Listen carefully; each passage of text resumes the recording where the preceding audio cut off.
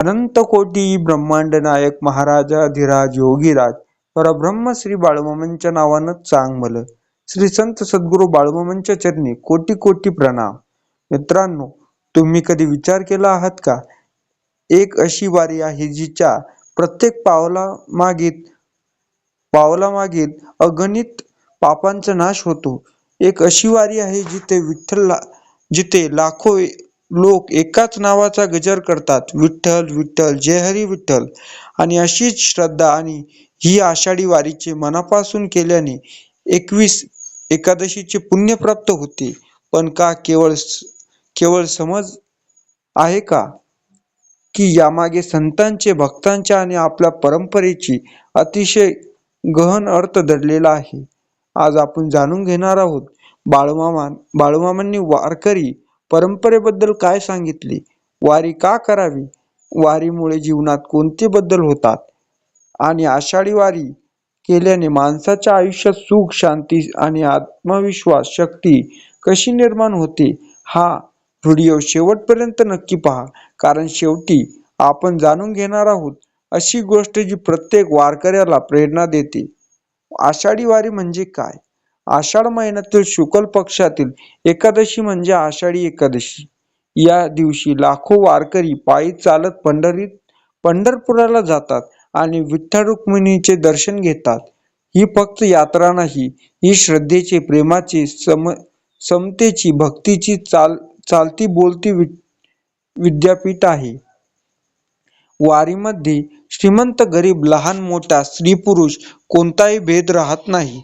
सर्वांच्या ओठावर फक्त एकच नाव असते, रामकृष्ण हरी, विठ्ठल विठ्ठल. बाळूमामा वारीबद्दल काय सांगतात?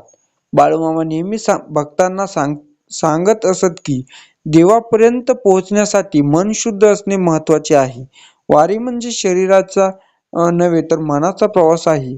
जेव्हा भक्त विठ्ठलाच्या नावाचा गजर करत चालतात, तेव्हा त्याचा अहंकार कमी होतो, राग कमी होतो, मत्सर नष्ट होतात आणि मनात प्रेम, दया, क्षमता आणि सेवा निर्माण होते. याच कारणामुळे संतांनी वारीला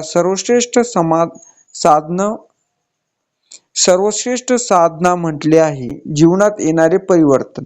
अनेक लोक वारीला जाताना वेगळे असतात आणि परत येताना पूर्णपणे बदललेले असतात. कारण वारी माणसाला शिकवते दुसऱ्याला मदत करणे, सर्वांशी प्रेमाने बोलणे, अहंकार सोडणे आणि प्रत्येकामध्ये देव पाहणे. जो माणूस ही शिकवण आयुष्यात उतरतो त्याला जीवनात खरे परिवर्तन घडते.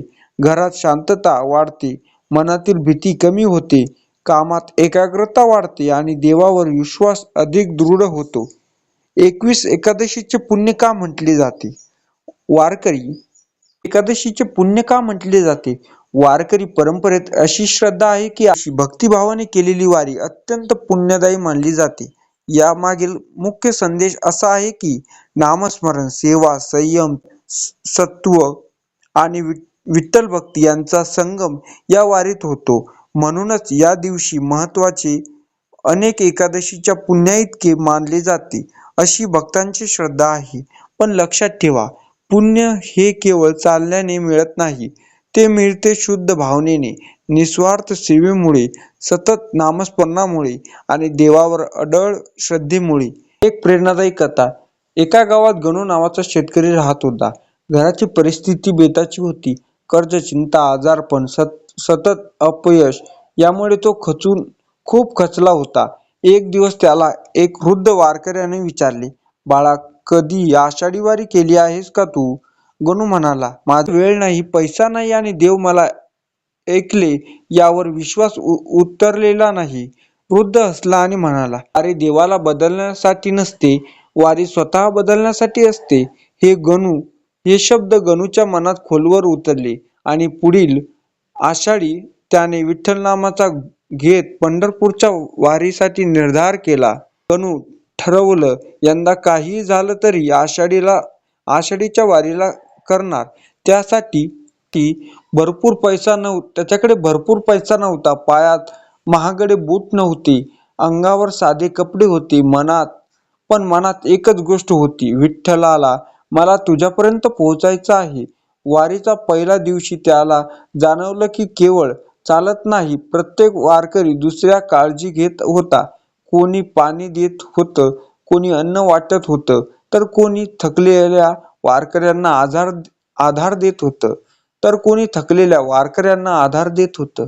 गणूच्या मनात विचार आला, जगात अजूनही एवढं प्रेम आहे. बाळूमामांची शिकवण. बाळूमामा भक्तांना सांगत असतात की जो दुसऱ्यांची सेवा करतो त्याच्यावर देवाची कृपा आपोआप होते. वारीत चालताना गणू अनेक वृद्धांना हात देऊन चालवत, लहान मुलांना पाणी दिले. कुठेही प्रसिद्धीची अपेक्षा ठेवली नाही. तेव्हा त्याला समजलं की खरी भक्ती म्हणजे फक्त देवासमोर हात जोडणं नाही, तर देवाच्या प्रत्येक लेकरांची सेवा करणं होय. नामस्मरणाची शक्ती. दिवसभर रामकृष्ण हरी विठ्ठल विठ्ठल या जय नामघोषात चालताना गणूच्या मनातील चिंता हळूहळू नाहीशी होऊ लागली. ज्या गोष्टीचे तो सतत विचार करत होता त्यात आता त्याला वाटू लागल्या. त्याला जाणवलं, देव समस्या लगेच दूर करेलच असं नाही, पण त्या समस्यांना सामोरं जाण्याचं धैर्य नक्की देतो. वारीचा खरा अर्थ. वारी म्हणजे फक्त पंढरपूर गाठणं नाही. वारी म्हणजे अहंकार सोडणं, वाईट सवयींना त्याग करणं, मन शुद्ध करणं आणि प्रत्येक क्षणी विठ्ठलाचं स्मरण करणं. जो हा अर्थ समजतो त्याच्यासाठी प्रत्येक दिवस वारीच असतो. मित्रांनो, आषाढी वारी हे फक्त पंढरपूरपर्यंत प्रवास नाही, ती मनापासून परमेश्वरापर्यंत पोहोचण्याचा प्रवास आहे. ती आपल्याला स्वभावातील द्वेष दूर करण्याची संधी आहे. ती प्रेम, भक्ती आणि समतेचे उत्सव आहे. जर आयुष्यात कधी संधी मिळाली तर श्रद्धेने आषाढी वारी नक्की करा. आणि जर प्रत्येकजण जाऊ शकेल नसेल तर आपल्या घरात विठ्ठलाचे नामस्मरण नक्की करा. एकादशीचे महत्त्व समजून घ्या आणि चांगले कर्म करत राहा. जर तुम्हाला हा व्हिडिओ आवडला असेल तर आपल्या मित्रपरिवारासोबत नक्की शेअर करा. चॅनलवर नवीन असाल तर चॅनलला सबस्क्राईब करा. बेल आयकॉन दाबा आणि जेणेकरून बाळूमामांचे प्रेरणादायी विचार, आषाढी एकादशीच्या वारकरी परंपरा, आध्यात्मिक माहिती, नवीन व्हिडिओ तुम्हाला सर्वप्रथम पाहायला मिळेल. शेवटी सर्वांना एकदाच मनापासून म्हणा, कुंडलिक वरदेव हरी विठ्ठल, श्री ज्ञानदेव तुकाराम, पंढरीनाथ महाराज की जय. रामकृष्ण हरी. श्री संत सद्गुरू बाळूमामांच्या नावानं सांग भलं. श्री संत सद्गुरू बाळूमामा चरणी कोटी कोटी प्रणाम. जय हरी विठ्ठल.